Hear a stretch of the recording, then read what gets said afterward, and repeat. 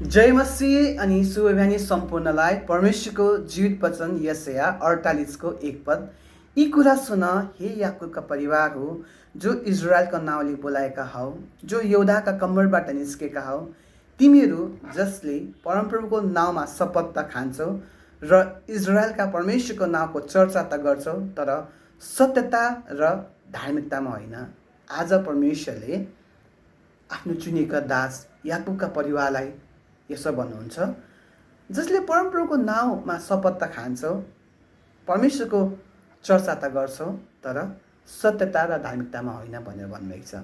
आज यो बिहानी तपाईँ अनि मलाई पनि परमेश्वरले भनिरहनु भएको छ। धेरैचोटि हामीले परमेश्वरको नाउँ व्यर्थमा लिन्छौँ। बाइबलले भन्दछ, प्रभु प्रभु भन्ने तर प्रभुको वचनलाई पालन नगर्ने, प्रभुको इच्छा अनुसार नचल्ने मान्छे स्वर्गको राज्यको भागीदार हुने छैन। खालि हामीले मुखले मात्रै प्रभु प्रभु भनेर हामीले काफी छैन, तर प्रभुलाई हाम्रो हृदयमा आज बोलाउने अनि आज प्रभुको वचनले के भन्दछ तपाईँले मलाई ती कुरालाई सुनेर पालन गर्ने हुनु अति अनिवार्य छ। अनि आज हामीले प्रभुको नाउँ व्यर्थमा लिनु भएन।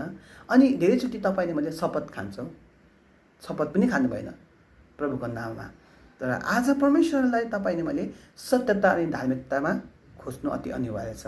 परमेश्वरको वचनले भन्छ, परमेश्वर आत्मा हुनुहुन्छ अनि परमेश्वरलाई पुज्ने हरेक आराधनाले परमेश्वरलाई आत्मा अनि सत्यतामा पुज्नुपर्छ। आज यो बिहानी परमेश्वरको वचनले पनि भन्दछ, परमेश्वरलाई चाहिँ तपाईँले मैले सत्यता अनि धार्मिकतामा खोज्नुपर्छ। फेरि पनि सबैलाई जय मसीह। प्रभुले प्रत्येकलाई आशीष दियोस्।